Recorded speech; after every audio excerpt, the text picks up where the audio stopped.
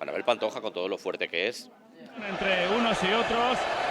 Ahora Yo normalmente no me arrepiento de nada absolutamente. Voy a pilates, voy a relajación y muy bien.